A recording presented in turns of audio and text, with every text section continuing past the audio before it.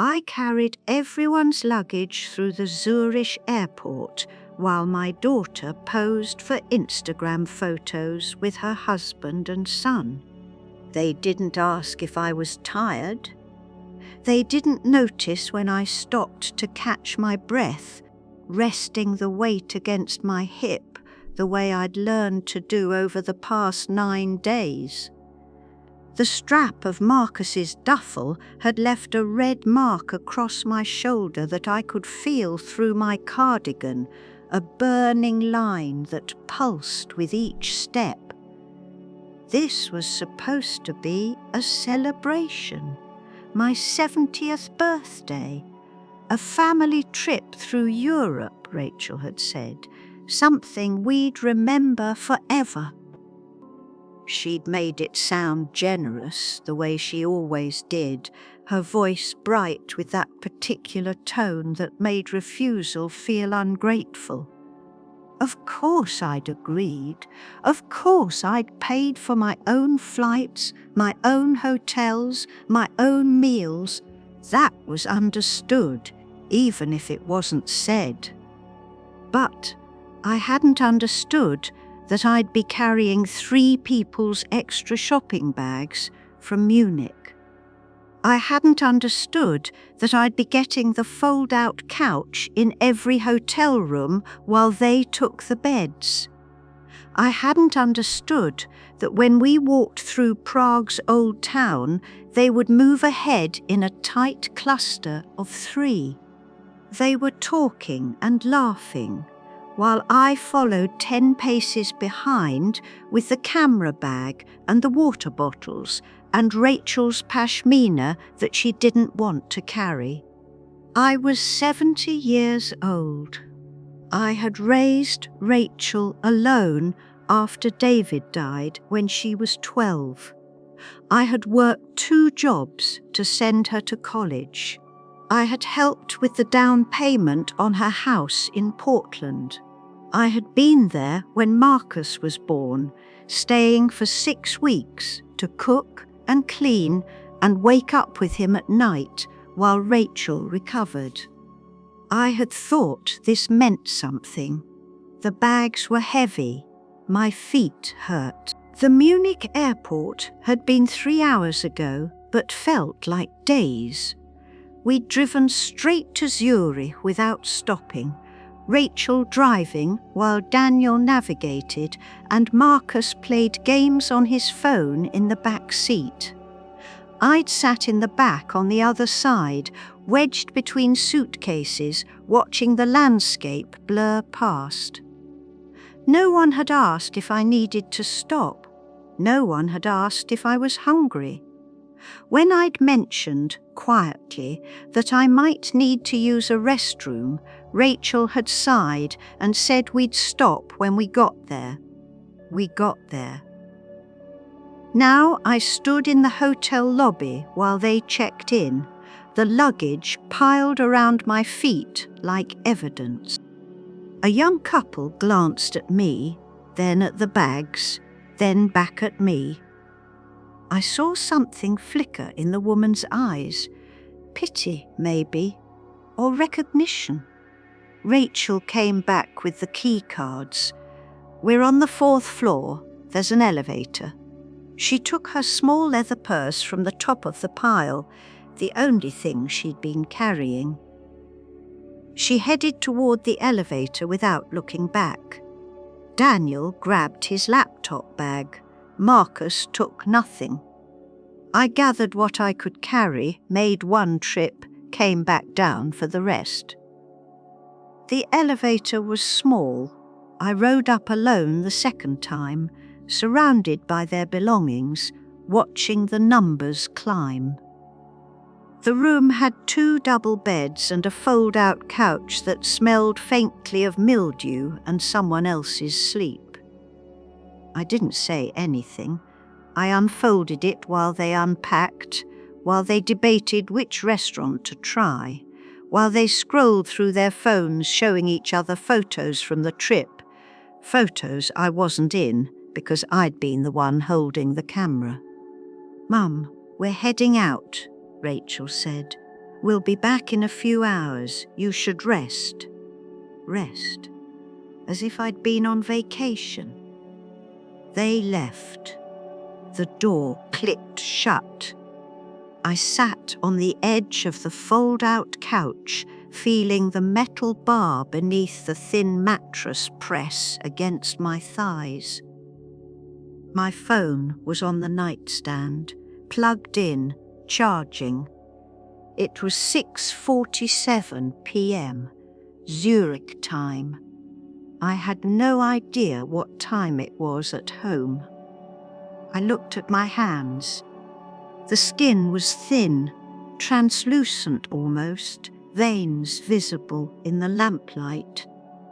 These hands had worked for 50 years, had signed papers, balanced budgets, changed diapers, cooked thousands of meals, had written checks, so many checks, for Rachel's education, for Marcus's summer camps, for emergencies that somehow always became my emergencies to solve. I couldn't remember the last time someone had asked me what I wanted. I sat there for what might have been 10 minutes or an hour. Time had started to feel strange on this trip, elastic and unreliable. Days compressed into a series of moments where I was needed, then immediately forgotten. Nights stretched out on uncomfortable surfaces while I listened to them breathe in the real beds, wondering when I'd started accepting this as normal. My suitcase was still by the door where I'd left it. I should unpack. I should shower. I should do all the things you're supposed to do when you arrive somewhere new. Instead, I sat and looked at the window, at the lights of Zurich spreading out in the darkness, and felt something I couldn't quite name yet settling in my chest. Not anger, not exactly. Something quieter. Something that had been building for 9 days but might have been building for years. The fold-out couch creaked when I shifted my weight. The sound was loud in the empty room, loud enough to remind me that I was alone, that they'd left without asking if I wanted to come, without checking if I'd eaten, without wondering if maybe, just maybe, I'd like to see Zuri too. I picked up my phone. No messages, no missed calls, nothing. I set it back down, face down this time, and stood. My back complained the way it had been complaining for days. I was 70 years old, and I'd been carrying 3 people's burdens through 5 countries, and not one of them had noticed. Not one of them had thought to ask. The pattern had started in Paris. We'd landed at Charles de Gaulle on a Thursday afternoon in late June, stepping into heat that felt thick enough to hold. Rachel had booked an apartment in the Marais through some website, 1 bedroom for them, and Marcus a pull-out sofa in the living room for me. "It'll be cosy," she'd said, "authentic."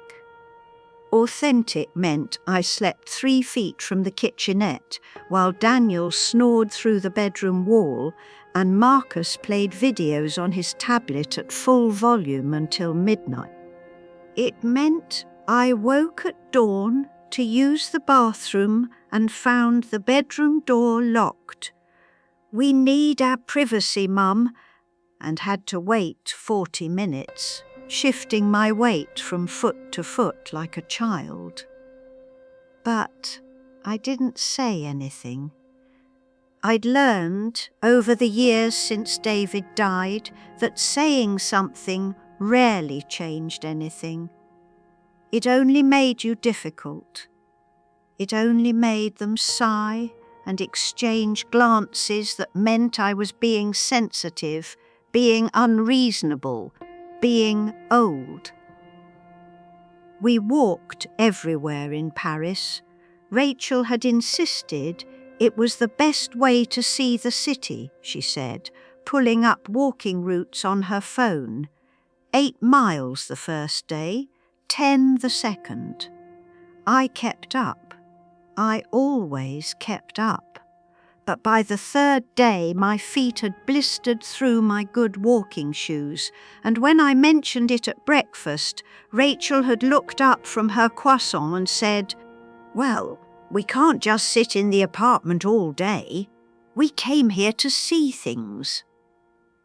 As if I'd suggested we waste the trip. As if I'd asked for anything at all. So I bought bandages at a pharmacy, covering the raw spots as best I could, and kept walking. Through the Louvre, where they moved quickly from gallery to gallery while I trailed behind, my feet screaming with each step. Through Versailles, where I stood in the gardens while they took family photos, just the 3 of them, always just the 3 of them, and waited to be told where to go next. Through Montmartre, climbing stairs that felt endless, watching Rachel and Daniel and Marcus stop at a cafe for wine and cheese while I stood outside. I was holding their shopping bags because there were only 3 chairs at the table and Marcus wanted to sit down. "Just give us 20 minutes, Mum," Rachel had said. "We'll grab you something after." They forgot. Of course they forgot. By the time they came out, laughing about something Daniel had said, I'd been standing for 45 minutes. I was in the sun, my mouth dry, my legs shaking. "Ready?" Rachel had asked brightly, and I'd nodded, because what else could I do? The money came next. In Nice, at a restaurant overlooking the beach, Daniel had ordered wine without looking at the prices.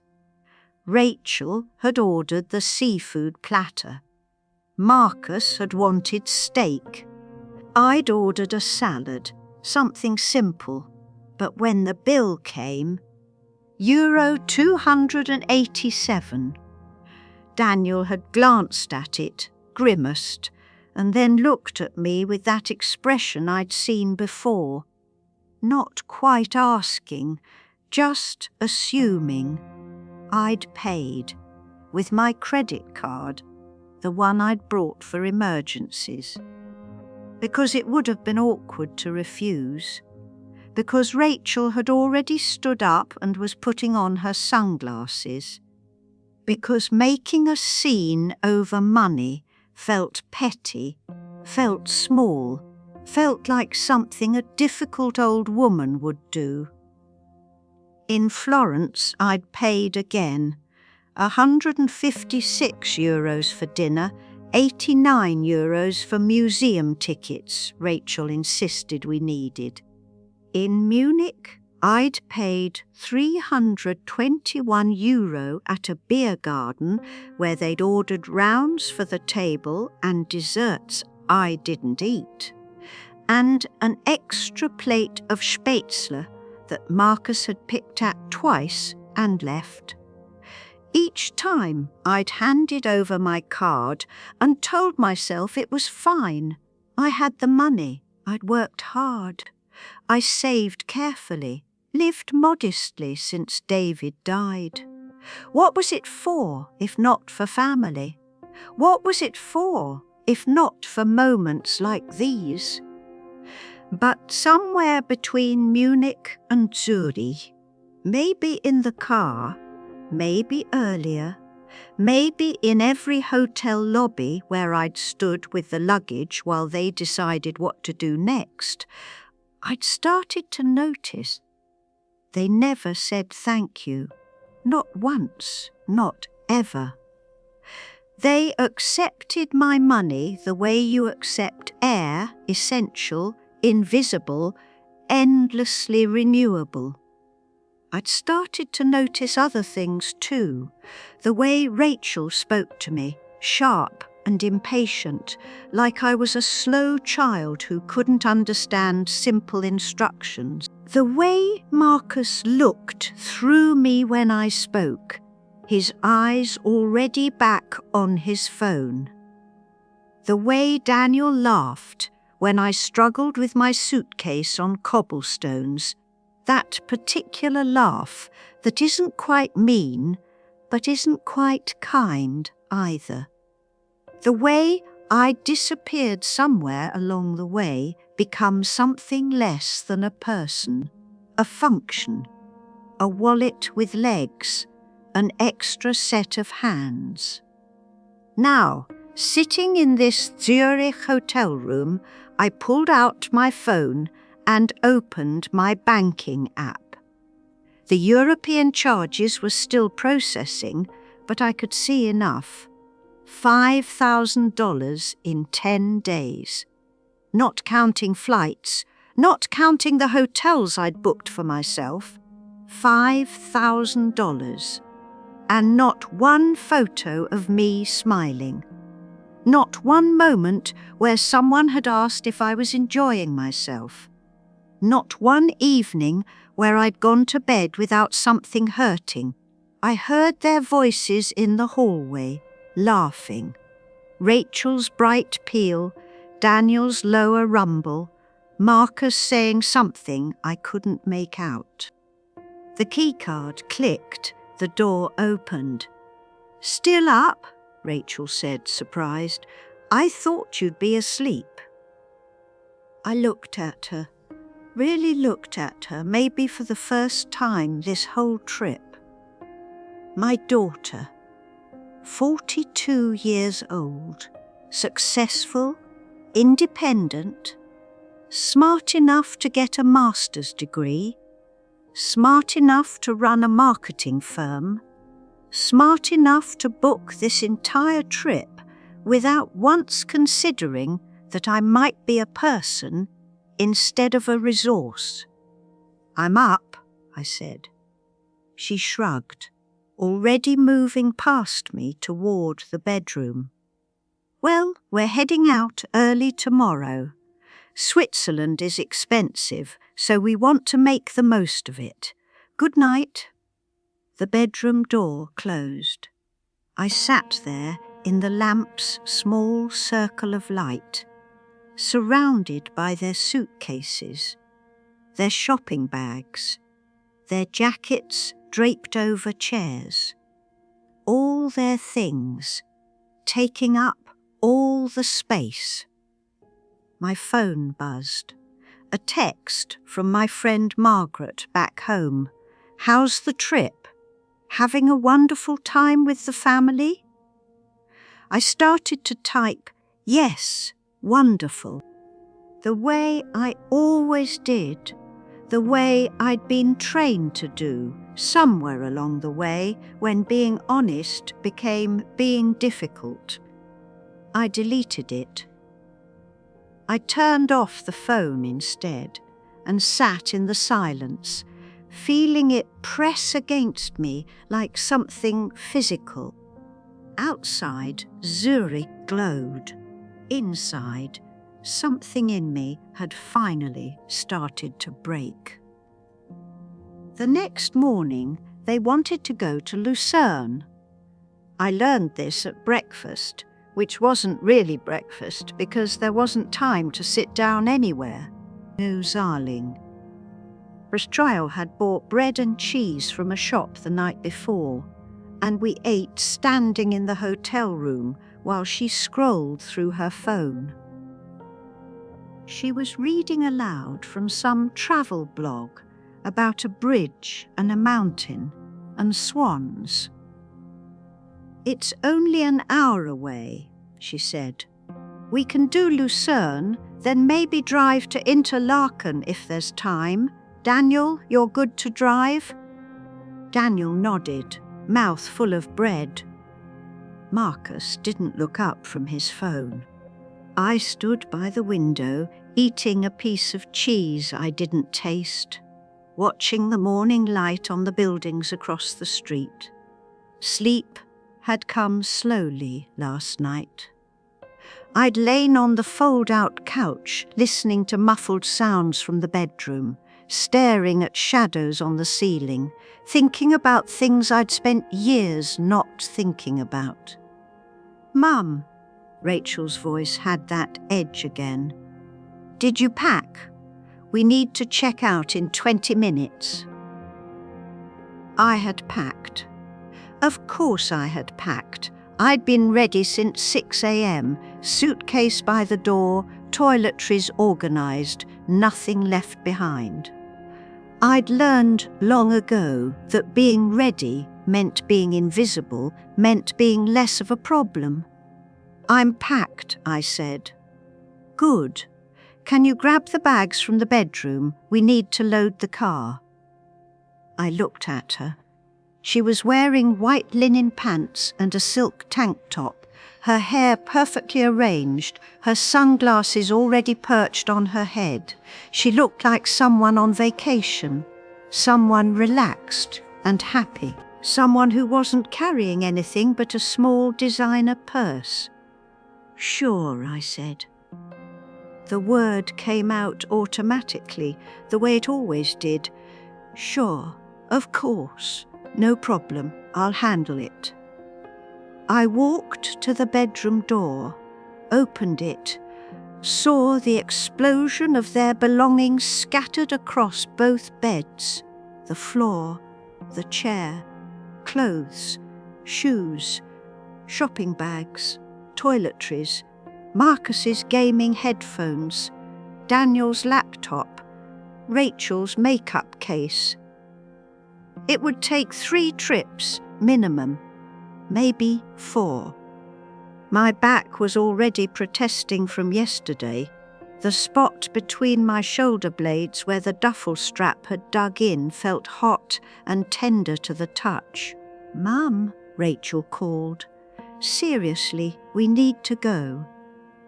I stood there looking at the mess, at all their things, at the evidence of their comfort, their carelessness, their absolute certainty that someone would clean up after them. "Mum." I picked up the first load. Lucerne was beautiful in the way things are beautiful when you're too tired to notice. The covered bridge, the lake, the swans. All of it passed by like images on a screen while I carried bags and stood where I was told to stand and waited while they took photos. We had lunch at a restaurant by the water. They ordered fish and wine. I ordered soup. When the bill came, €198, I reached for my purse automatically, but Rachel put her hand on my arm. "Mum, wait, let's see." She looked at the bill, then at Daniel. "Could you?" I already had my credit card out. "It's fine." "Are you sure? Because it's fine." It wasn't fine. But saying it wasn't fine would require a conversation I didn't know how to have. How do you tell your daughter that you've realized you're nothing more than a walking ATM?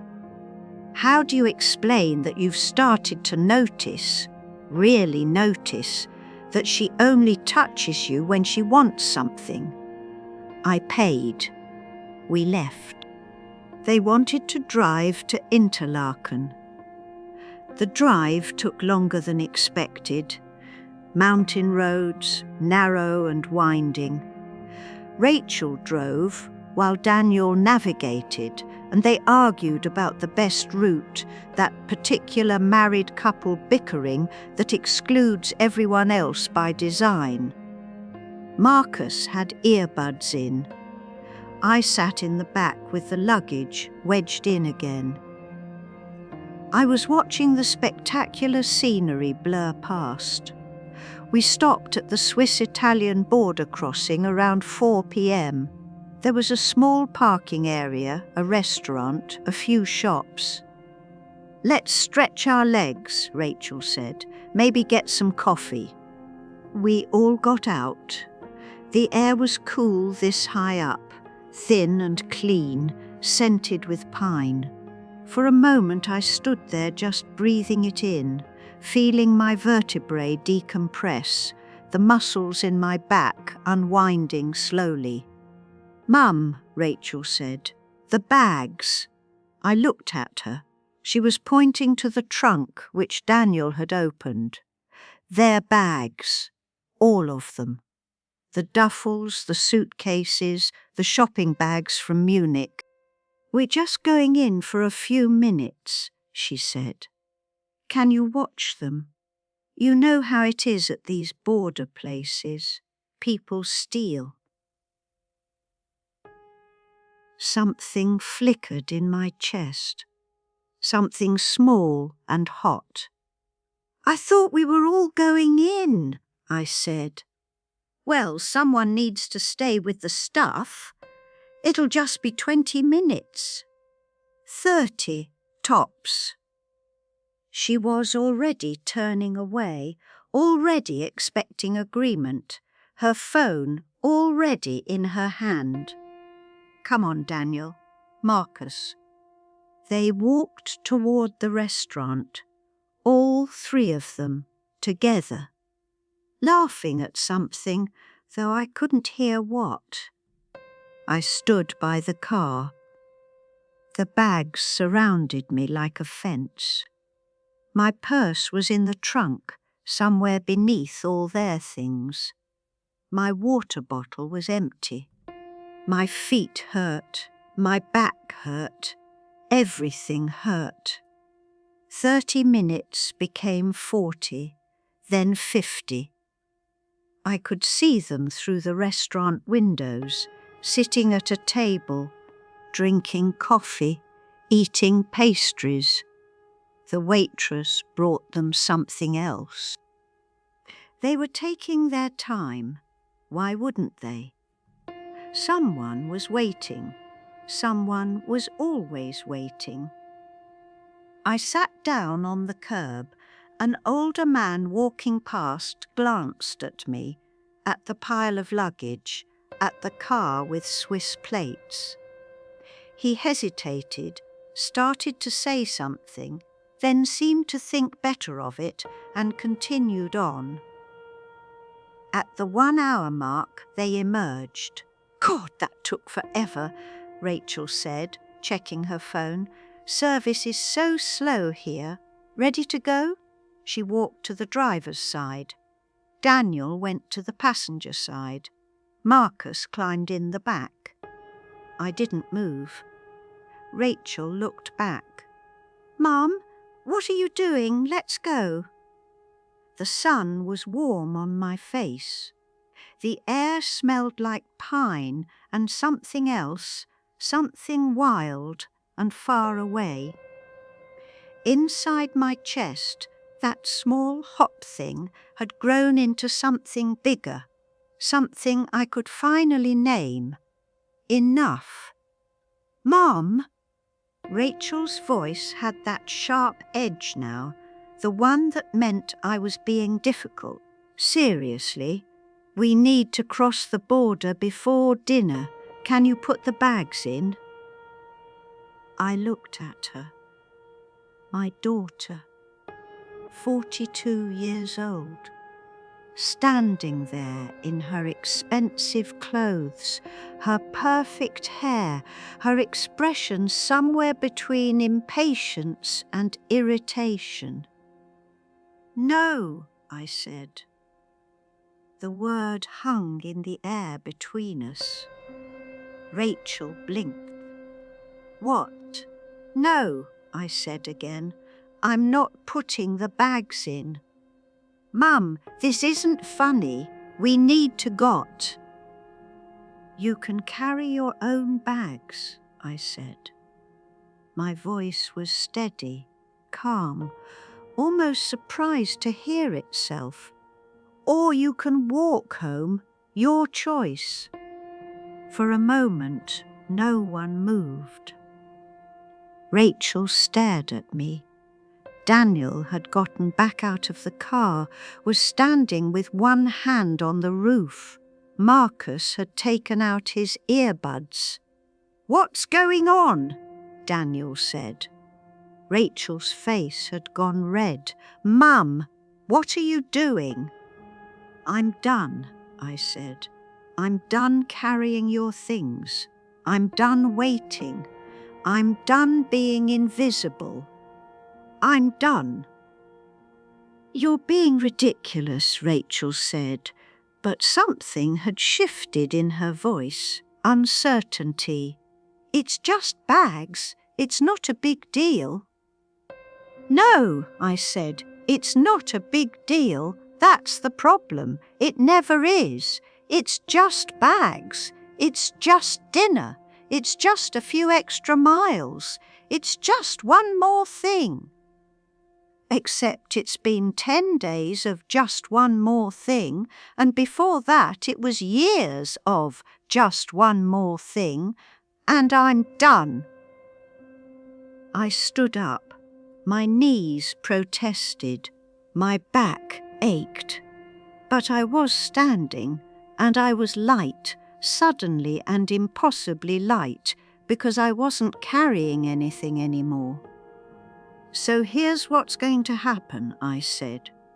"You're going to load your own bags. You're going to drive wherever you're going, and I'm going to stay here." "Stay here?" Rachel's voice pitched up. "You can't stay here. We're at a border crossing in the middle of nowhere." "There's a restaurant," I said. "They probably have a phone. I'll figure it out." "Mum, I mean it, Rachel." She stared at me, really looked at me, maybe for the first time this whole trip. Something passed across her face. Shock, confusion, the beginning of anger. But underneath it, just barely visible, something else. Something that might have been recognition. "This is insane," she said. "You're being insane." "Maybe," I said, "but I'm staying." I turned and walked toward the restaurant. My legs were shaking. My heart was hammering so hard I could feel it in my throat. Behind me, I heard Rachel's voice, high and sharp. "Daniel, do something!" I didn't look back. I pushed open the restaurant door. I stepped inside into cool, dim air that smelled like coffee and wood smoke, and felt something in my chest finally break free. The restaurant manager spoke English, thank God. "I need a room," I told her, "just for tonight, and a phone to call a taxi."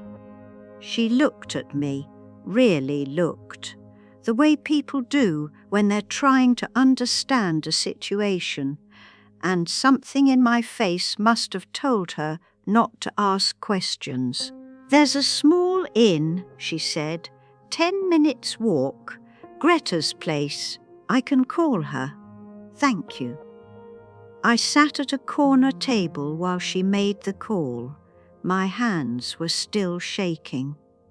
Through the window I could see the parking lot, could see Rachel and Daniel standing by the car in what looked like an intense conversation. Marcus was in the back seat. The trunk was still open, bags visible. They were probably talking about me, about what to do, about whether to come in and try again. Part of me, the old part, the part that had spent 70 years accommodating and smoothing and making everything easier for everyone else, wanted them to come in, wanted the chance to take it back, to apologize, to make it normal again. But normal meant invisible. Normal meant carrying their bags. Normal meant another 10 days, another year, another decade of being needed but not valued, used but not seen. I couldn't do normal anymore. The manager brought me tea without asking. Greta says she has a room. She'll come get you. I can walk. It's uphill, she insists. I drank the tea. It was hot and sweet, and I hadn't realized how cold I was until the warmth spread through me. Outside, Rachel had gotten in the driver's seat. The trunk was closed. They were leaving. I watched them drive away. The car disappeared around a curve, and I sat there holding my teacup, watching the empty parking space. I was waiting to feel regret or panic or fear. Instead, I felt nothing, just a vast, echoing quiet. Greta was probably 75, with white hair and strong arms and eyes that had seen enough to know when to talk and when to stay silent. She arrived in a small Fiat, helped me into the passenger seat.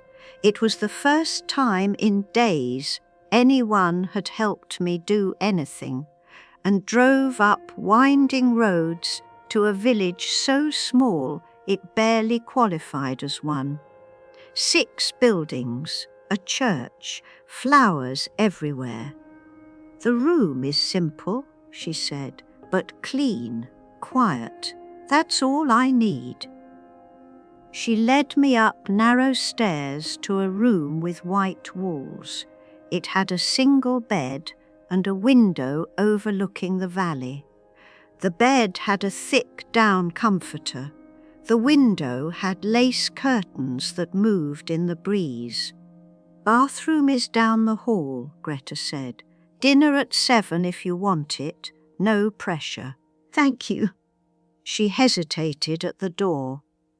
The woman at the restaurant, she said you had trouble. I left my family. Ah. Greta nodded, as if this explained everything. As if women my age left their families at border crossings all the time. They were not kind? No. Then you're better off. She closed the door gently behind her.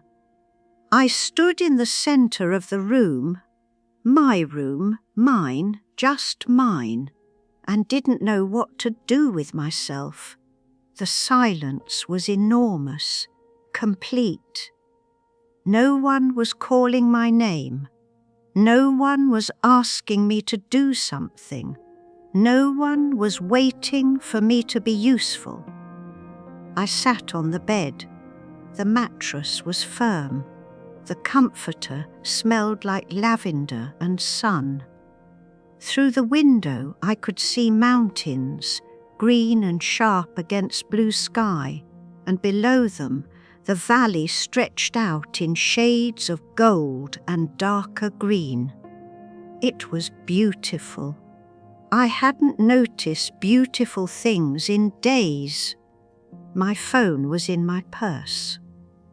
I'd turned it back on at the restaurant long enough to call Greta, then off again. Now I turned it on and watched the messages load. 17 missed calls, 32 text messages. From Rachel, Mum, where are you? This is ridiculous. You can't just abandon us. Do you know how much money we spent on this trip? Mum, call me Daniel. Says we should call the police. Are you seriously doing this?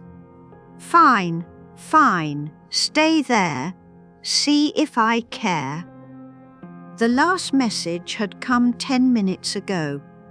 I read them all twice, looking for the moment where she asked if I was okay, looking for the sentence where she apologized, looking for anything that suggested she'd understood what happened at that border crossing. There was nothing. I turned the phone off again, put it in my purse, zipped the purse closed, then I lay down on the bed, pulled the lavender-scented comforter up to my chin and slept for 14 hours straight. I woke to sunlight and the sound of church bells. For a moment I didn't know where I was. Then it came back.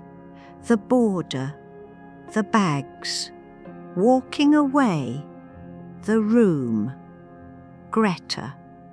I sat up slowly. My body ached in new ways, the ache of real rest, of muscles finally allowed to unclench.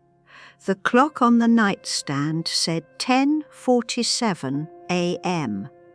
I'd slept through dinner, through the night, through breakfast, slept the way you sleep when you've been running for years and finally stopped. There was a note slipped under the door. Bread and coffee in the kitchen when you're ready. Take your time. G. I showered in the small bathroom down the hall, washing days of dust and exhaustion away. Got dressed in clean clothes from my suitcase, the only one I'd had to carry, the only one that was mine. Went downstairs to find Greta in a sunny kitchen that smelled like bread and butter. "Good morning," she said, as if it were perfectly normal for a 70-year-old American woman to appear in her inn after abandoning her family. "Hungry? Starving?" She poured coffee, cut thick slices of bread, brought out jam and cheese and butter. I ate slowly, tasting every bite, while Greta moved around the kitchen doing small tasks that didn't really need doing, giving me space, giving me time. "How long will you stay?" she asked finally. "I don't know. A day or two, maybe. I need to figure out how to get home. Zurich has an airport. Yes, I can drive you there. Tomorrow, if you like, or the next day. Thank you." She poured more coffee. "Your family, they will worry, maybe." "You don't think so?" I thought about the texts, about the years of not being asked, not being thanked, not being seen. "I think they'll be inconvenienced. That's not the same thing." Greta nodded, sat down across from me. "My daughter lives in Geneva. Successful, important job, very busy. She calls me twice a year, Christmas and my birthday. Always the same conversation. She asks how I am. I say fine. She says she'll visit soon. We both know she won't. Last year, she forgot my birthday entirely. Called 2 weeks late, said she'd been travelling for work. I'm sorry. Don't be. I used to cry about it, used to make excuses for her, used to think maybe if I were different, more interesting, less needy, she'd want to spend time with me. She looked at me over her coffee cup. But then I realized it's not about me, it's about her. She only has space in her life for what serves her, and I don't serve her anymore. So I'm not part of her life. That's sad. Yes, but it's also truth, and truth is better than pretending. She stood, collected the plates. Sometimes the kindest thing you can do for yourself is stop waiting for people to see you. Stop trying to earn what should be freely given. I spent the day walking through the village. It took 20 minutes to see all of it: the church, the few houses, the small shop where an old man sold vegetables and bread.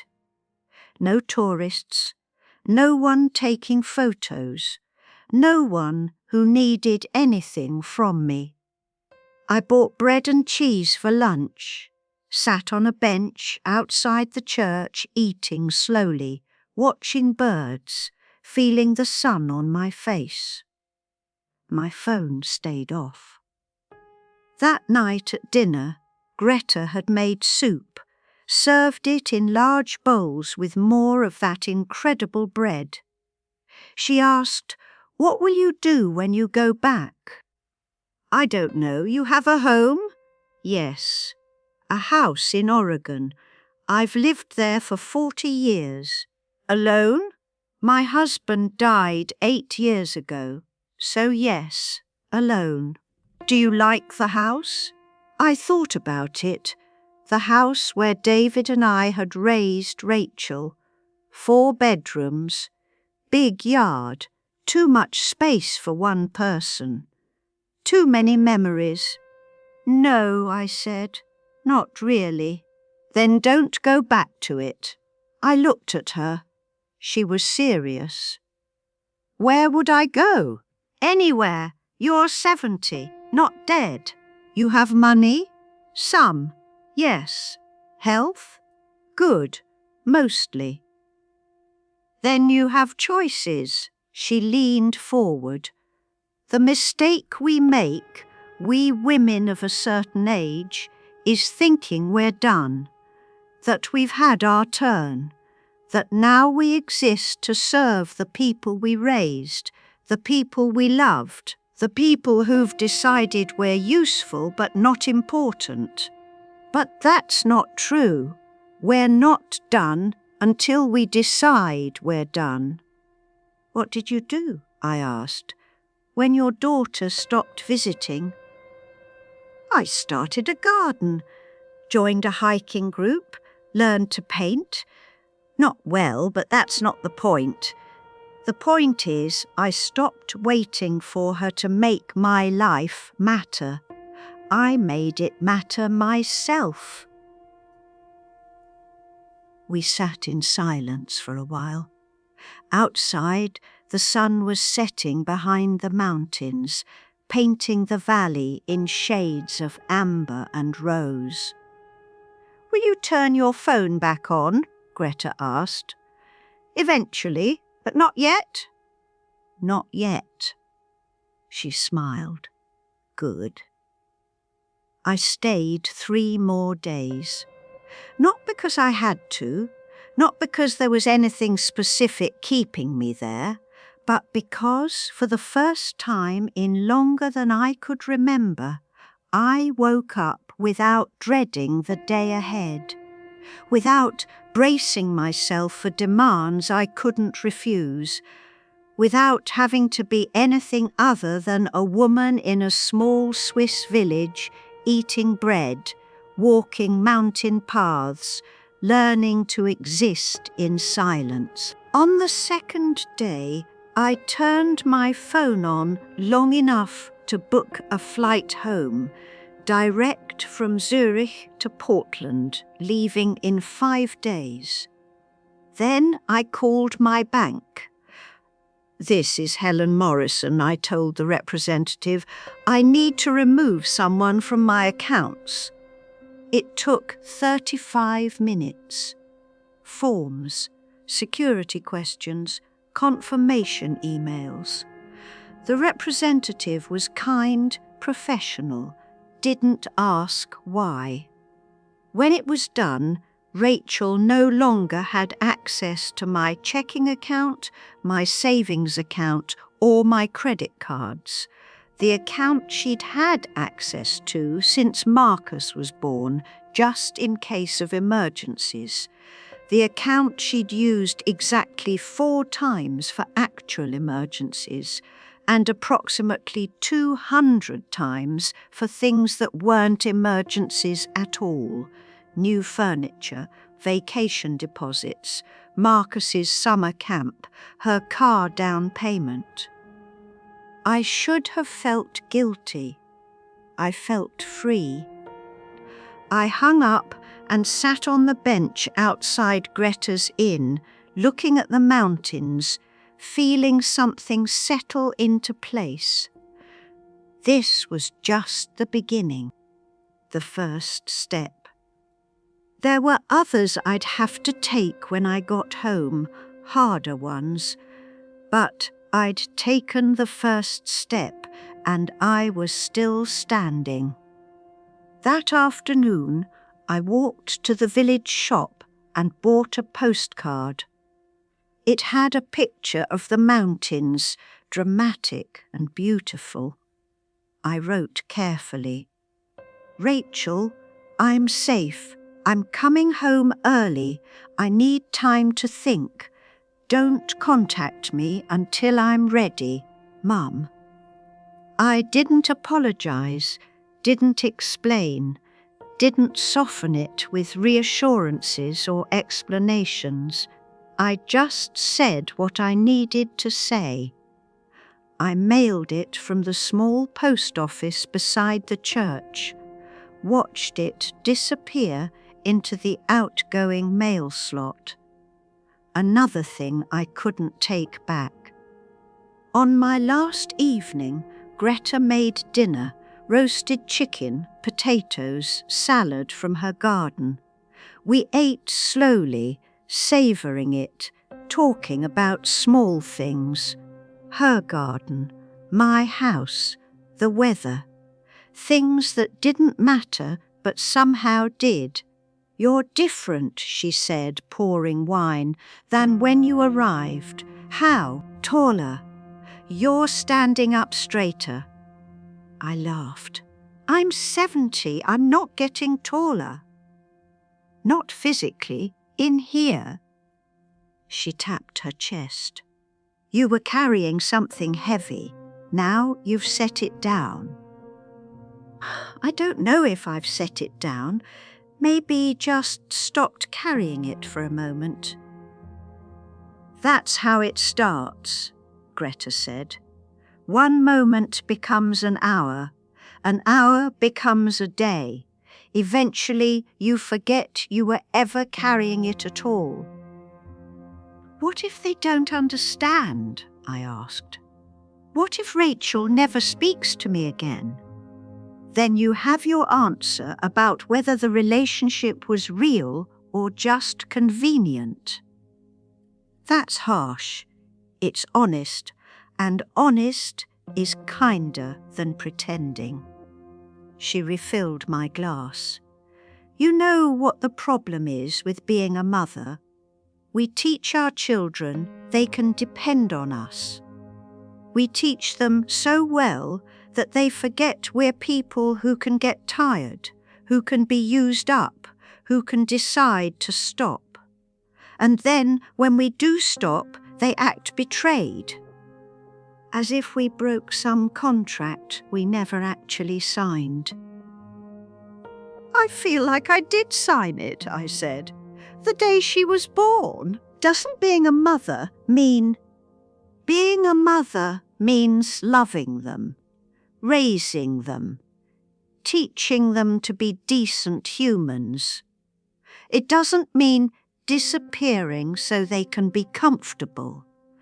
It doesn't mean becoming invisible so they don't have to see their selfishness. You did your job.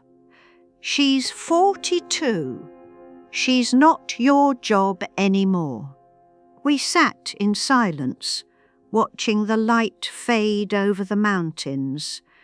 "What will you do?" Greta asked. When you get home? I'm going to see a lawyer, I said. The words came out steady, certain. Rachel has power of attorney. She's on my will as executor. She has keys to my house. I'm going to change all of that. Good. I'm going to sell my house. Also good. I'm going to find a small apartment somewhere, start over. That's not starting over, Greta said. That's starting forward. There's a difference. The next morning, Greta drove me to the Zurich airport. We didn't talk much. There wasn't much that needed saying. At the departure's curb, she put the car in park and turned to me. Will you be all right? I don't know, I said honestly, but I'm going to try. That's all any of us can do. She reached across, squeezed my hand. Write to me, let me know how it goes. I will. And Helen, yes? Don't let them make you small again. You're too old to fold yourself up for someone else's comfort. I hugged her, this woman I'd known for 4 days, this stranger who'd shown me more kindness than my own daughter. Then I got out of the car, took my single suitcase and walked into the airport alone. The flight left at 2 p.m. I had 3 hours to kill. I found a quiet cafe, ordered coffee, pulled out my phone. 47 new messages, all from Rachel. I didn't read them. Instead, I opened my email and wrote to Margaret. I'm coming home early. Long story. Would you have time for coffee when I get back? I need a friend. Her response came while I was still sitting there. Always. Name the place and time. Love you. I sat there holding my phone, reading those 2 words, love you, and felt something tight in my chest finally loosen. Not everyone had forgotten I was a person. Not everyone saw me as invisible. I just had to stop giving my time and energy to the ones who did. I landed in Portland on a Tuesday afternoon, 13 days after I'd left. 2 weeks. It felt like years. Margaret picked me up at the airport. She took one look at me, tan, tired, standing alone with my single suitcase, and pulled me into a hug that lasted long enough for me to feel the tightness in my chest start to dissolve. You look different, she said. Everyone keeps saying that. It's true. You look, I don't know, awake. We drove to her house, not mine. I'd asked her if I could stay a few days, just until I figured things out. She'd said yes without hesitation, without questions, without conditions. That night, over wine in her living room, I told her everything. The trip, the bags, the border, walking away, the inn, the flight home. She listened without interrupting. She listened without defending Rachel, without suggesting I was overreacting. When I finished, she was quiet for a moment. Then she said, "What do you need? Not what do you want? Not what are you going to do? What do you need?" "A lawyer," I said, "a good one. Someone who specializes in estate planning. I know someone. I'll call her in the morning. And a realtor. I'm selling the house." Margaret nodded. That house is too big anyway. You should have sold it years ago. Rachel won't be happy. Rachel isn't the one living there. Thursday morning, I met with Alison Wright, attorney at law. Her office was in downtown Portland, modern and clean. It had floor-to-ceiling windows overlooking the river. She was maybe 50, sharp-eyed, competent-looking. She shook my hand firmly and got straight to business. Margaret says you need to revoke a power of attorney and make changes to your estate documents. Yes. May I ask why? I told her. Not everything, just enough. The trip, the pattern of being used.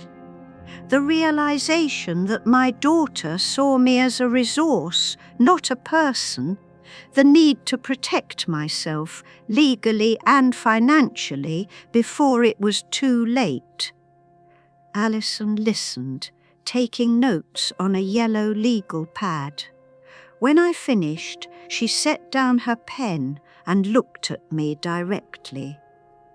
How long has your daughter had power of attorney?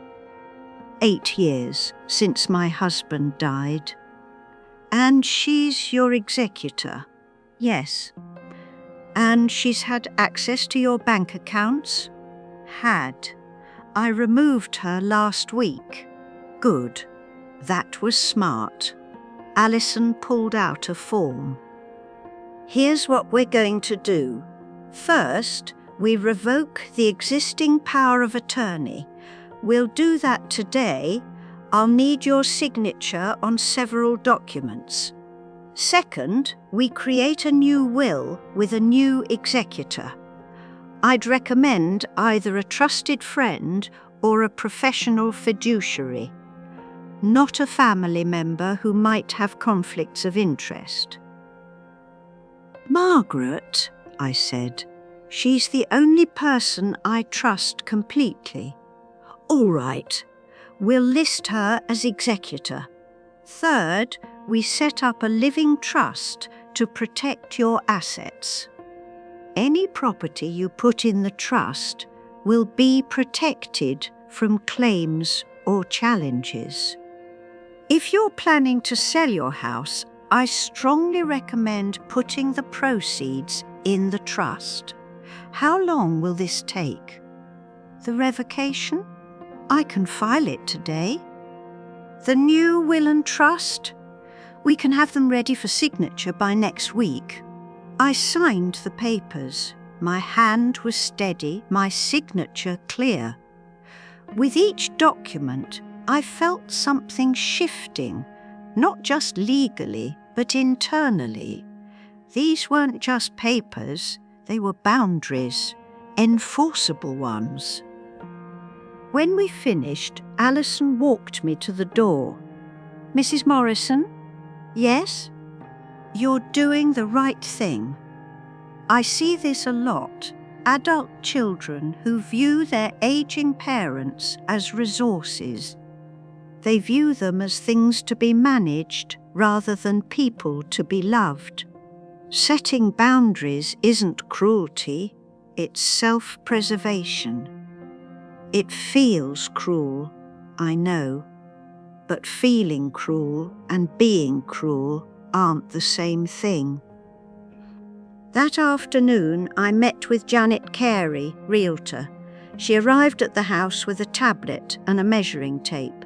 She took one look at the living room, the furniture David and I had bought 30 years ago, the photos on the mantel, the worn carpet that Rachel had always said needed replacing, and smiled gently. How long have you lived here? 42 years. That's a long time. Too long. We walked through the house room by room.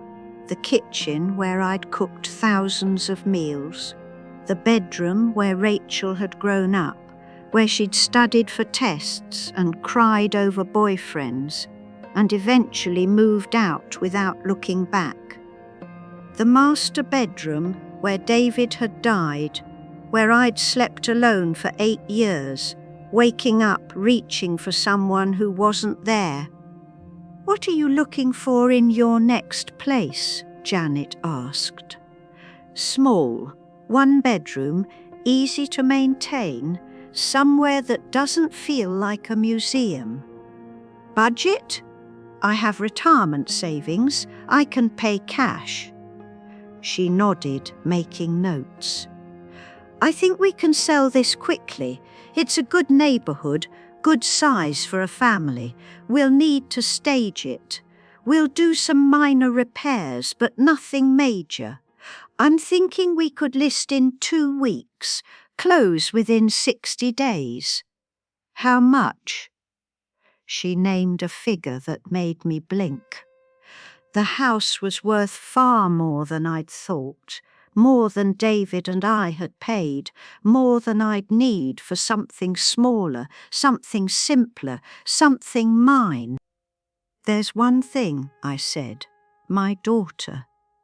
She grew up here. She's going to have opinions. About you selling, about everything." Janet looked at me with the expression of someone who'd had this conversation before. "Mrs. Morrison, whose name is on the deed." "Mine. Just mine." "Then your daughter's opinions, while I'm sure they're heartfelt, are legally irrelevant. You don't need her permission to sell your own house." That evening, sitting in Margaret's guest room, I finally turned on my phone and read Rachel's messages. They'd evolved over the days I'd been gone. Started angry, "How dare you, this is ridiculous, you're being dramatic." Moved to worried, "Mum, please call, we're concerned. Daniel wants to file a missing persons report." Shifted to manipulative, "Marcus is asking where Grandma went, you've really upset him." And finally, in the last few messages, landed on bitter. "Fine. You made your point. You wanted attention and you got it. When you're ready to act like an adult, let me know." I read that last message 3 times. You wanted attention. As if this was a tantrum, a performance. As if I'd walked away at a border crossing just to make a point, just to be difficult, just to cause drama. As if I hadn't spent 70 years being quiet, being accommodating, being whatever everyone needed me to be, until I'd become nothing at all. I typed a response. "Rachel, I'm home. I'm safe. I need space to figure some things out. When I'm ready to talk, I'll let you know. Until then, please respect my boundaries." Mom, I read it over. Added one more line. "P.S. I've removed you from my financial accounts and revoked your power of attorney. My lawyer will send you the formal documents next week." Then I hit send before I could second-guess myself. The response came within minutes. "What? Then? You can't do this. Then, Mom, this is insane. Then, I'm calling you." The phone rang. I turned it off without answering. In the silence that followed, I sat on the bed in Margaret's guest room and felt something new. For the first time in 42 years, like I wasn't failing my daughter, I was finally not failing myself. The house sold in 3 weeks. I wasn't there when Janet called with the offer. I was at a small coffee shop near Margaret's house, looking at apartments online, Drinking tea I'd learned to order without apologising for taking up space. "It's a good offer," Janet said. "Actually, it's excellent. Cash buyer, no contingencies. They want to close in 30 days. I think you should take it." "I'll take it. Don't you want to think about it? Talk to your daughter?" "No." There was a pause. Then Janet's voice came back, warmer. "All right then. I'll draw up the paperwork." "Congratulations, Helen." I hung up and sat there in the coffee shop, holding my phone, feeling the weight of 42 years dissolve. The house where I'd raised Rachel, where David had died, where I'd lived alone for 8 years, maintaining rooms no one visited, keeping everything perfect for a daughter who came by twice a year. She stayed less than an hour. It was gone, or would be in 30 days. I felt lighter than I had in decades. Rachel showed up at Margaret's house 2 days later. I was in the garden helping Margaret plant tomatoes, my hands in the dirt, when I heard the car in the driveway. I knew without looking that it was her. Some part of me had been waiting for this, knowing it would come, knowing I'd have to face her eventually. Margaret stood. "Want me to tell her to leave?" "No, I need to do this." Rachel was at the front door when I came around from the garden. She looked tired, thinner than I remembered. Her expression when she saw me was complicated: anger, relief, confusion, something else I couldn't name. "Mum, Rachel." We stood there on Margaret's porch, 2 women separated by 3 feet of space that felt like miles. "Can we talk?" Rachel asked. "All right." We sat on Margaret's front steps, not inside, not private. I needed the open air, needed to know I could stand up and walk away if I had to. "I don't understand what's happening," Rachel said. Her voice was shaking slightly. "You just left in the middle of Switzerland. And now you're selling the house, changing your will, cutting me off from your accounts. Mum, what is this?" "It's me setting boundaries." "Boundaries? You abandoned us at a border crossing. You disappeared for days. You scared the hell out of us. That's not boundaries, that's." "That's me finally stopping," I said, finally refusing to be invisible. "Invisible?" "Mum, you were on vacation with us. We included you. We invited you. You invited me to carry your bags, to pay your bills, to wait while you had fun, to take photos so you could be in them and I couldn't. You didn't invite me. You brought an unpaid assistant who also happened to be your mother." Rachel's face went red. "That's not fair, isn't it?" I kept my voice level, calm. "Name one thing on that trip you did for me. One place we went that I wanted to see. One meal where someone asked what I wanted to order. One moment where you treated me like I mattered." Silence. "You can't," I said. "Because I didn't matter. I was just useful. And I'm done being useful. I'm your daughter and I'm your mother. Not your servant, not your ATM, not your babysitter or your chauffeur or your emotional support animal. I'm a person, and I've spent 10 years, no, 40 years, 42 years disappearing so you could be comfortable, so you wouldn't have to think about me as anything other than someone who was always there, always available, always saying yes. So you're punishing me? No, I'm protecting myself. Rachel's eyes were wet. From your own daughter? From anyone who treats me like I'm invisible. I looked at her directly, including my daughter. We sat in silence. A car drove past. Birds sang in Margaret's cherry tree.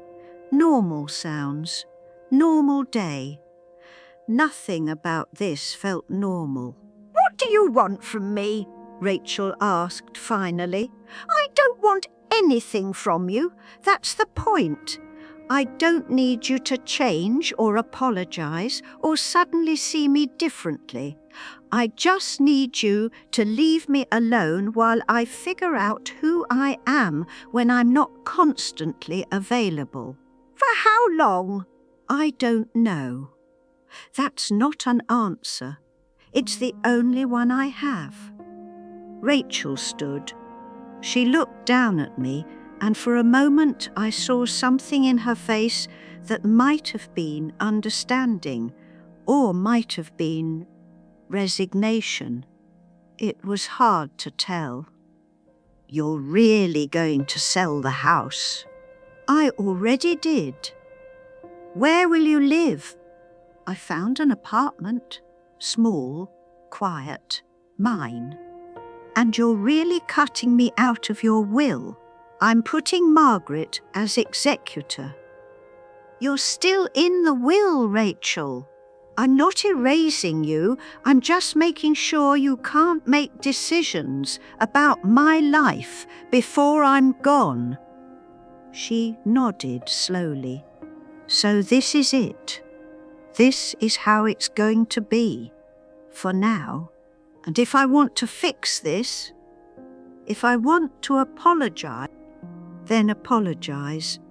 Not because you want something, not because you're scared of what you'll lose, but because you mean it." I stood, met her eyes. I'll know the difference. She walked to her car, stopped with her hand on the door. "I loved you, Mum.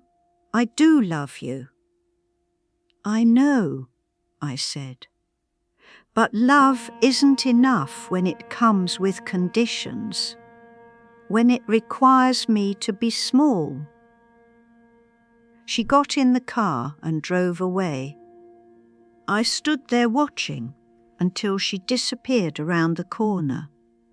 Then I went back to the garden, back to the tomatoes, back to Margaret, who was waiting with her quiet, steady presence. "You okay?" Margaret asked.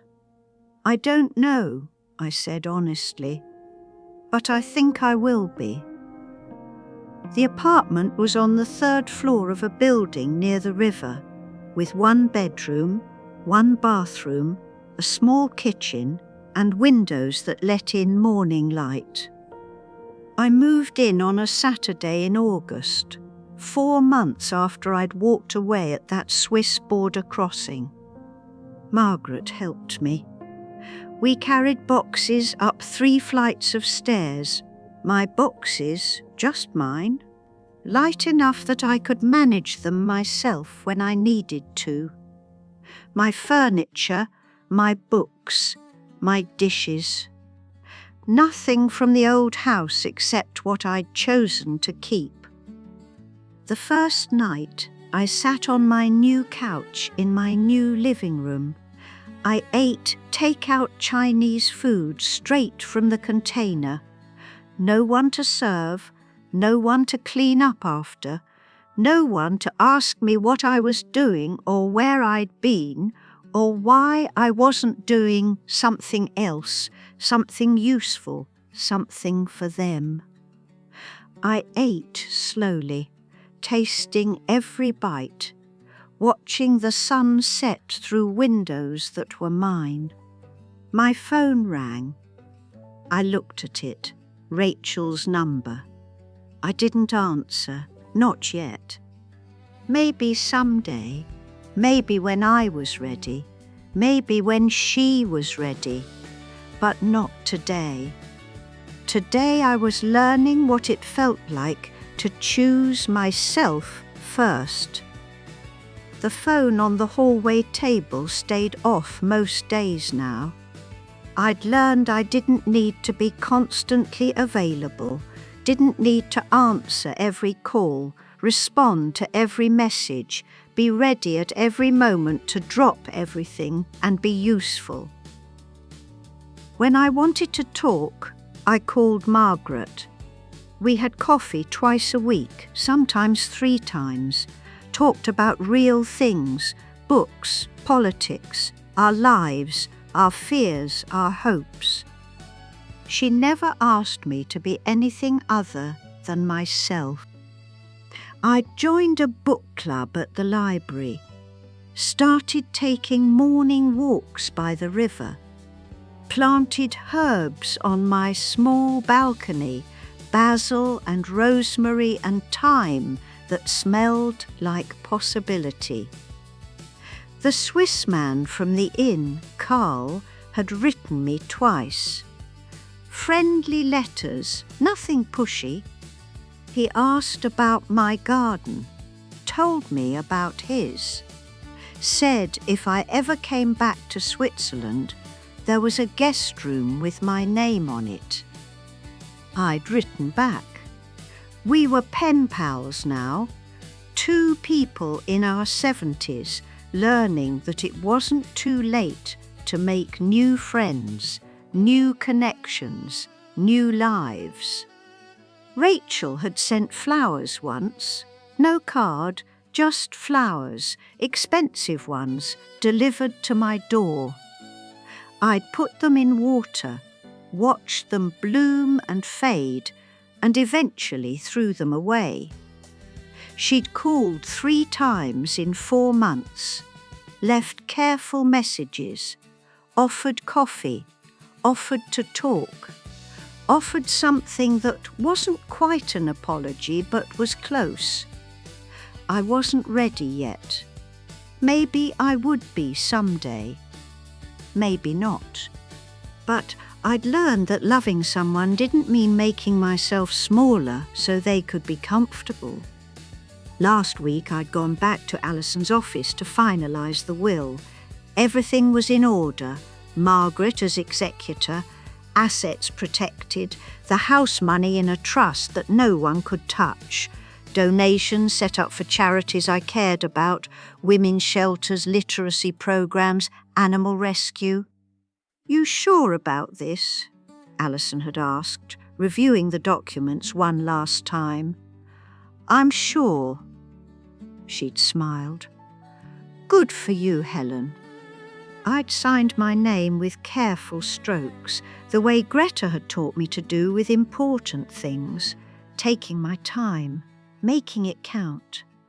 If you're reading this and you recognise yourself, the woman who always says yes, who always accommodates, who's always available, always useful, always diminishing herself so others can expand. I want you to know something. Your silence isn't kindness, it's erasure. Your constant accommodation isn't love, it's fear of being unloved. Your yes when you mean no isn't protecting the relationship, it's teaching people that you don't deserve consideration. You are not a supporting character in someone else's story. You are not a function. You are not an ATM with legs or an unpaid staff member or a safety net that catches everyone but yourself. You're a person with needs. with limits, with the right to take up space without apologizing for it. And if the people in your life, even the people you love most, even your own children, can't see that, can't treat you like you matter, then the problem isn't you, it's them. Setting boundaries isn't selfish, it's survival. Walking away isn't abandonment, it's self-preservation. Saying no isn't cruelty, it's finally being kind to yourself. I was 70 years old when I learnt this. Don't wait as long as I did. This morning I woke to light streaming through my bedroom window, made coffee in my small kitchen, watered my herbs on the balcony, sat in my reading chair with a book, and the whole day stretched ahead of me, empty and full at the same time. No one needed me, no one was waiting, no one expected anything. And for the first time in 70 years, that felt exactly right.